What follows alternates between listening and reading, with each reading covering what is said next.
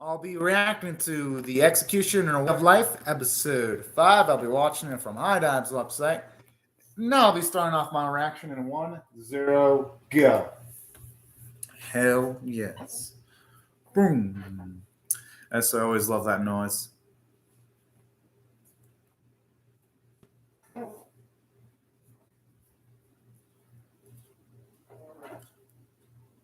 And it's redemption that there really is no ritual for sending back the isekai people back into the original worlds.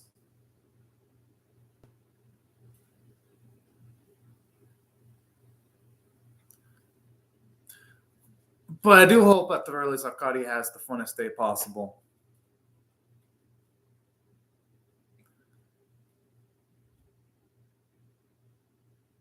Oh man. I'm sure the more time Mena spends with Akari, the more it's going to be harder to deal with the ramifications that she's going to have to kill this bundle of joy.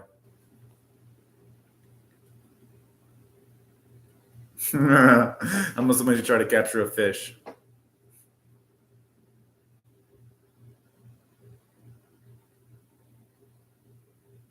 Oh man, it's so cute. It's sad that the fun times are about to end. Oh.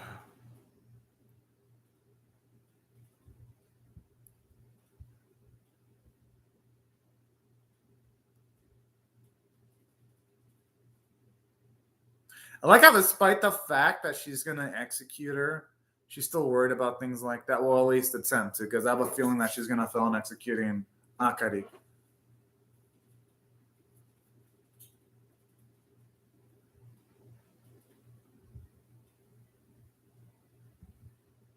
It's always nice hearing her nervous, cutesy voice like that, though.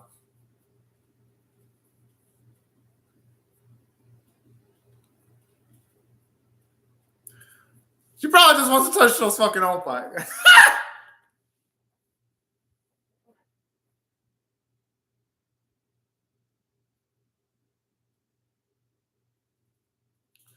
I'm sure like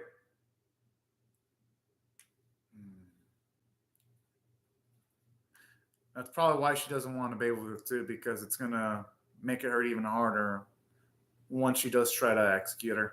And I don't mean harder. I don't mean like harder physically. I mean just harder from an emotional standpoint and psychological.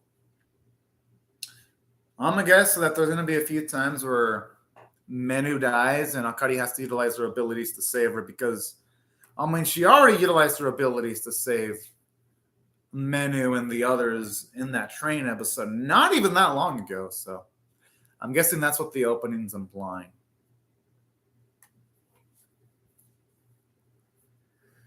Oh man. You know, when you see this anime, it's hard to believe that it's something produced by JC's staff. It really is. But man, just seeing the effort put into this series just never felt putting a smile on my face. Oh.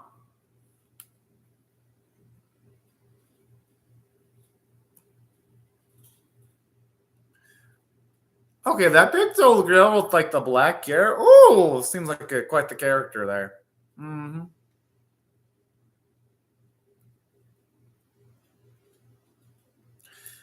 Hey, it wouldn't have surprised me if there's multiple instances where Mano gets revived throughout the series too. At least that's what I feel like it's implying with like that kiss bit there.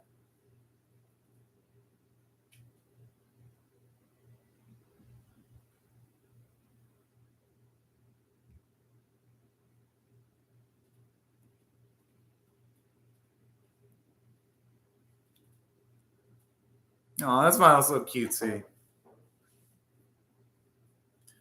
Let's hope nothing ever happens to no more men, or at least to nothing bad anyway.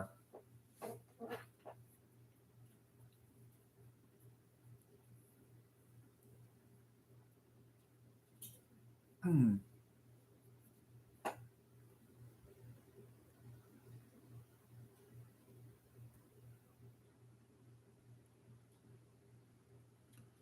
That actually wouldn't surprise me, considering that underground you can do a lot of things on the cover that there's not going to be a lot of people in the sewers or a lot of witnesses. Whoa! Talk about Lily that absolutely loves being buttered up like that.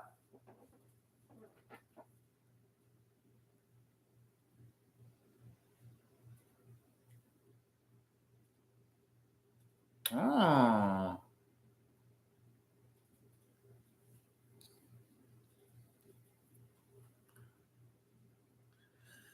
Okay, now this is getting a little more interesting.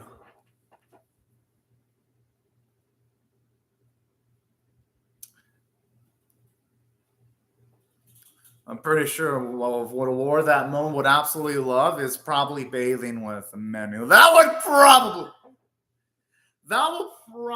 enough to tide over Momo for quite a while. That or offer to bathe with her. I'm pretty sure Momo would be fucking being like, "Oh yes, I want to bathe with you." Ah, sup, Marionette.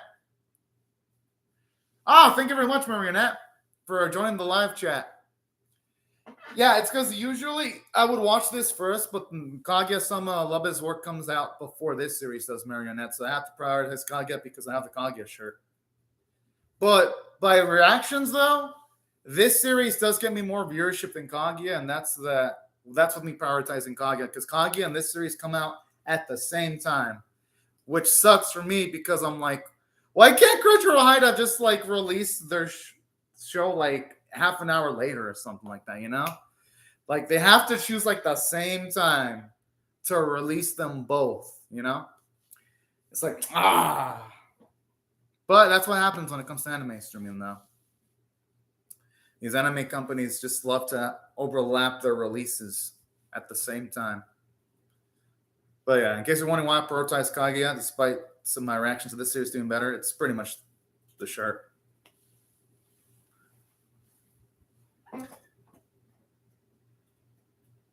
No. I swear I always love it when a girl gets all pouty like that. Oh. Hmm. Oh, that's a cute little touch.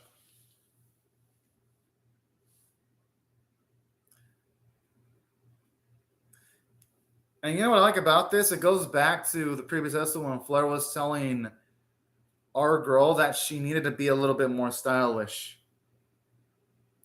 And I love how she utilizes her, well, the stylistic tendencies I'm assuming she learned from Flair to Wakari a little bit more. Like those are the little subtle touches in writing that I really adore from the executioner and her way of life.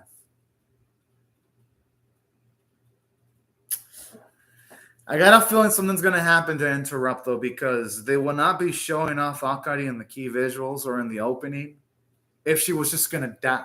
Actually, no, I shouldn't say that because you have the Madoka series. Let's just say it slays off a major character in its third episode, and that major character shows up along its opening. So I shouldn't necessarily say that Akari is going to live, but that's more of the exception to the rule, though. Still got a gut feeling Akari is going to live. Oh, it's that blondie princess chick.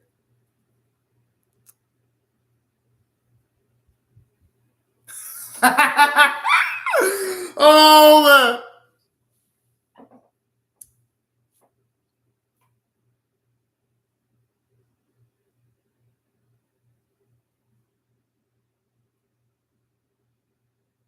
Yeah, that's not necessarily a complete lie there.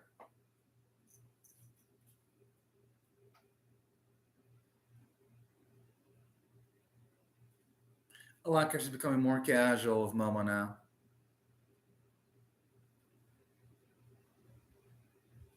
I mean, might as well just call it Ashina considering the amount of times they've run into each other.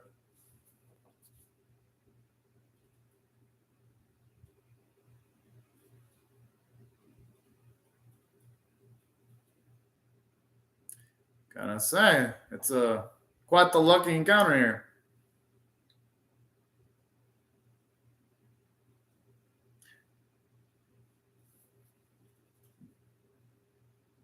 Yeah, I mean, Momo should take advantage of that. The more backup, the better. I mean, Ashina's a big asset. She can match her pound for pound. She's at least at the same league as her strength wise. I could see why. Oh!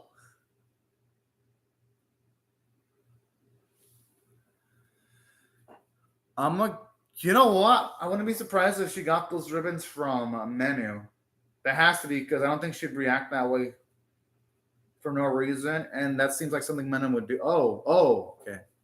Yeah, it felt like something Menu would do, especially when she ended like that flower to like the trinket that Akari had in the previous scene. So it felt like it was building up to that.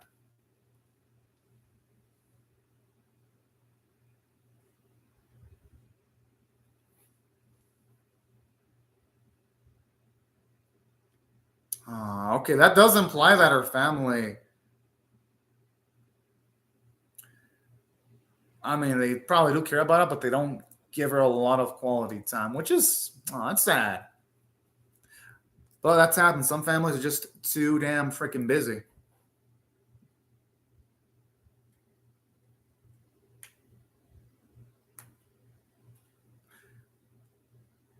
I just love they're making this track sound so freaking epic. It really does give off the vibe of an execution room.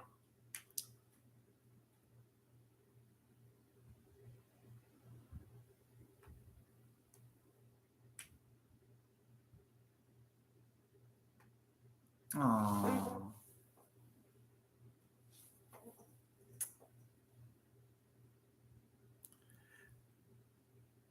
You know, Menu, I actually do believe Menu really does mean that. If they succeed in killing Akari, this execution's probably gonna hurt Menu more than the others, considering she spent a lot of time with Akari.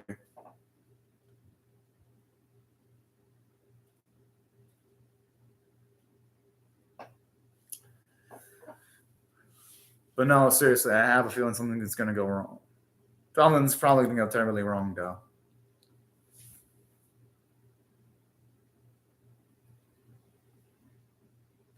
I always love that music that plays midway into the episode. I like how that cracked watch does have a symbolic relation to Akari. And we all know that knife has a symbolic relation with Menu.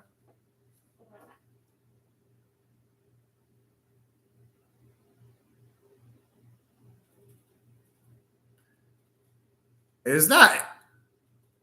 Oh, okay. Okay, I had a feeling. Well, probably because the master never really spent a lot of time with the target that they're about to kill.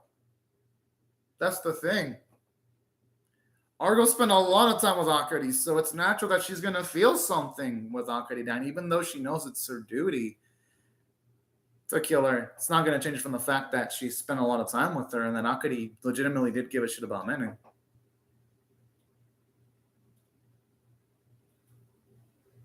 It does show you growth for Menu, though, and her thinking that.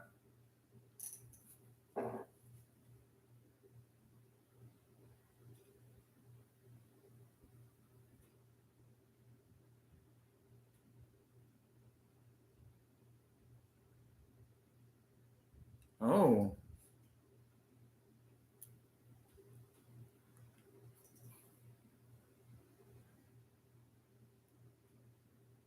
I mean, hey, there are some intelligent people in the world, unless they have some secret collaborators.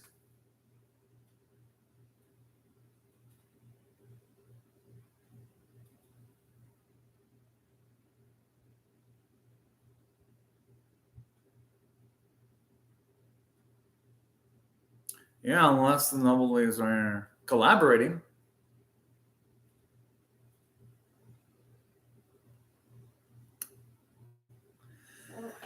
Yeah. Oh. Yeah, that's what I'm thinking. Oh shit. Now that's a twist right there, and that could explain why.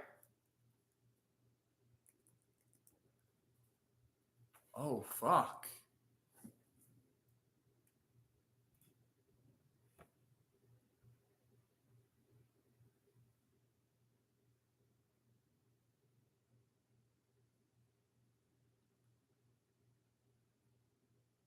Well, now. Didn't think things would get this twisted like that, though.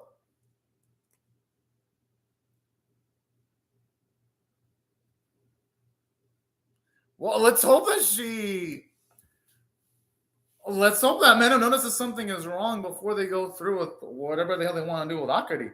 Oh, the face! The way they shade it! It shows you that the old lady, she ain't up to no good. Oh. What? Did you just teleport? Whoa, what the?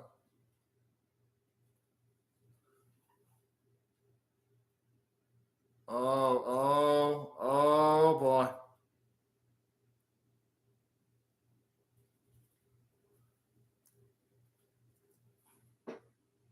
What the?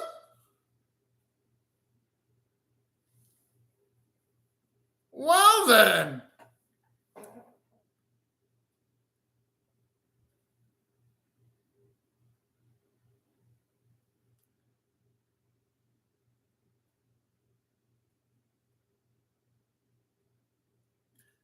Oh fuck. And the music is so amazing. Oh, I swear, this series has some of the best tracks of the season by far.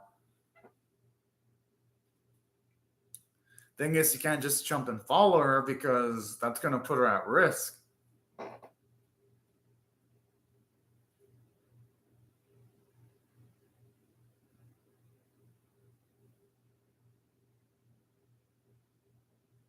All of us and Momo are capable. I'm pretty sure they'll be able to get. Whoa!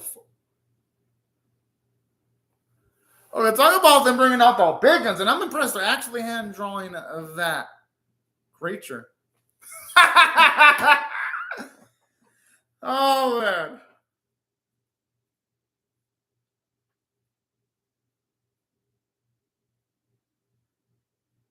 Wait, are all of the people that have been isekai?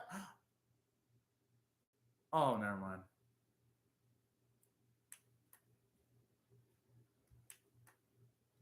That's that is some shady ass shit.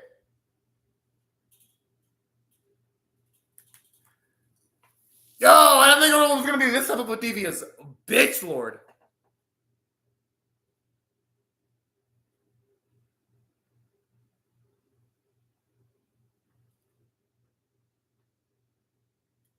How can this woman stare herself at the mirror with the shit she does?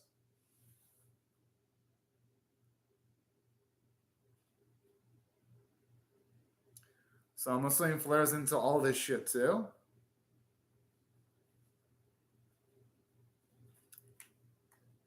Oh fuck. I mean, thankfully though, conventionally killing Akari, we know that's not gonna work.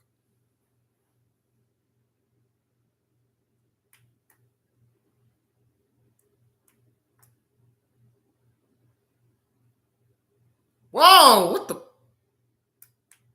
fuck?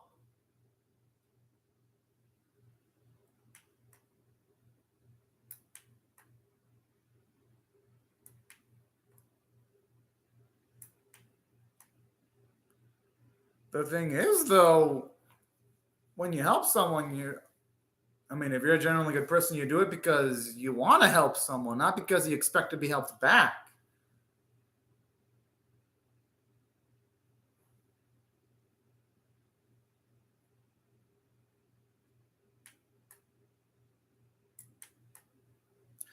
I gotta admit, this evil bitch lord, I'm impressed with how she has all of her bases covered.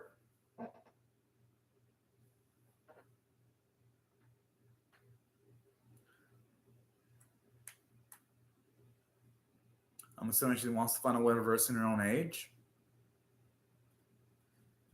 I'm assuming. At least she admits she's a holy woman.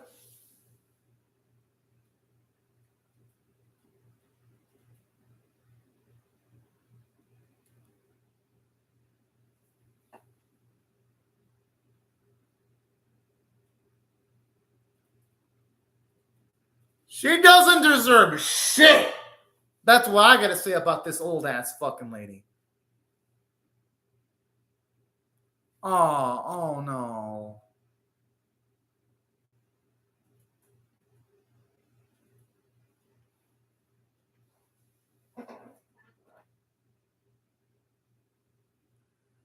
That's why she. utilize all those young girls. What the okay. I really want to see a Rose head roll before the season ends. That would be fucking beautiful. Really damn fucking beautiful.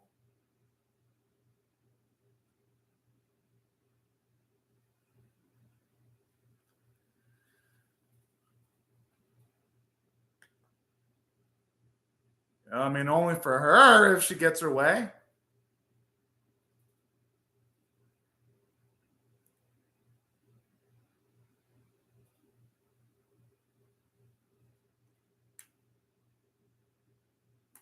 Hey, she's got a point. Oh.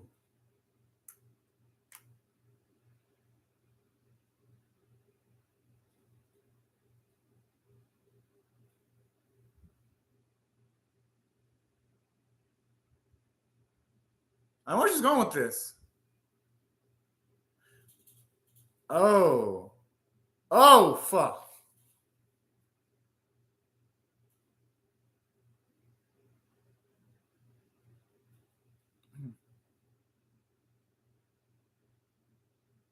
Oh, no.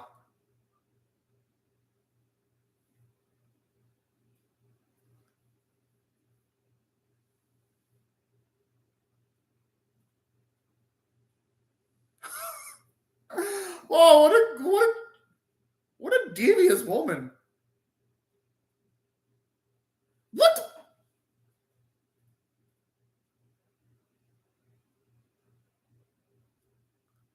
The pseudo activate slash omits.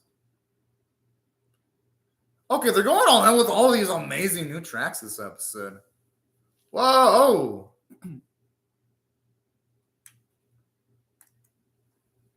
And that looks like more advanced than the Red Ultima in the train episode.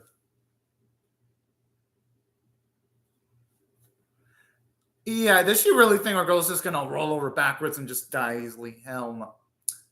No! Fuck! I want more! Okay. The episode was absolutely amazing. I'm gonna give this one a 10 out of 10. By far, the best episode of the series because it changes the status quo. Literally, the status quo established in the series was our girl trying to find ways. I wouldn't say trying to find ways, but the status quo was a girl just doing her work for Orwell while also executing any other worlders. That was how the series started out. Now it's completely changed to she's got to find a way of surviving against Orwell after being thoroughly and utterly betrayed. While simultaneously now we've got a tense moment with Ashina and Momo having to survive against the beast that they're up against. So I love this. Like this episode completely upsets the apple cart of the series in a figurative sense. And that's why I thought the writing quality of the episode was amazing. And there was bits of character development. We do get to see that moment where Akari, she actually doesn't want anything to happen. Well, not Akari. We see Menu thinking that she doesn't want to have anything bad happen to Akari, while her earlier self wouldn't be having those kind of thoughts. It shows you how, regression, memory, soul, spirit. I'm assuming that device is probably going to be hitting Akari, but I'm going to guess she's going to find a way of getting outside of his control, utilizing her abilities. That's what I'm guessing. So only how this character moment from Menu where she's like, feels something and stronger emotions towards Akari when earlier she wouldn't really feel any type of emotions for anyone that she was going to execute or attempt to execute. So I do love the growth for her. Yeah, the cliffhanger is so savage in Marionettes. It's like, why can't this episode be a half hour longer? I'm like, I wouldn't mind if anime converted to just being, instead of 12 episodes or 13, they were instead 6 or 7 episodes, but each an hour long each, so that the cliffhangers wouldn't sting as much, you know? That'd be fucking beautiful. Sadly, we don't live in no such world, unfortunately. But yeah, that's why I thought about this episode when it comes to Meadow. And I really love what they did with not just Menu, but I adored what they did with some of the other characters too. I love how Momo we get an explanation as to why she has the resonance because they were gifted to her by Menu, and by association, I love how we see Menu actually really do take those words to heart because she was told by Flair to be more stylish, and we got to see her implement that style twice, once in a flashback and once when she put that flower on the trinket that Akari had on her head. So I love that bit too, where this just harkens back to some of the dialogue in previous episodes. That shows you the exceptional writing quality of the series. Yeah, I'm thinking it's just oral Tensino Slifer. Because you got it. Yeah, I definitely agree with you. Because Faust, the executioners, Faust are just doing their jobs. It's Oral that's the one that's a truly evil bitch lord.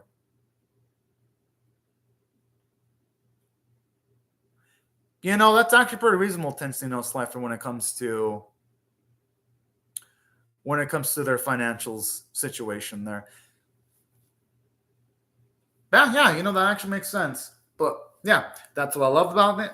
I love what they did with Orwell. It made her memorable, and it makes sense. Like, yeah, even though the goal of main evil villains wanting to gain youth is a plot point that's used in many other anime. I mean, Dragon Ball utilized that with King Piccolo.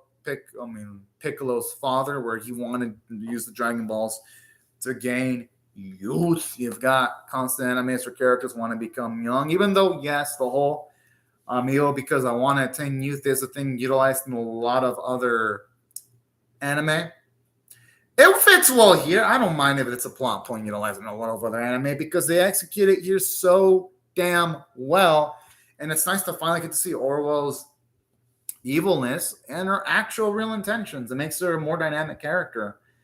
So that's another positive for the series. And I love how Ashina's some of that character development too, where her interactions with Momo are a bit more positive. I even love how she teases the fuck out of Momo too. So I love that Ashina characterization. We have to further see why Momo adores Menu. So the character running for her was phenomenal. Obviously, seeing Akari show more love for Menu was sweet, especially when she saw Menu in danger. She was more worried about Menu's circumstances than her own circumstances, making you just at least making me love that girl more than I already did. I'm like, okay, this is some good fucking shit right here.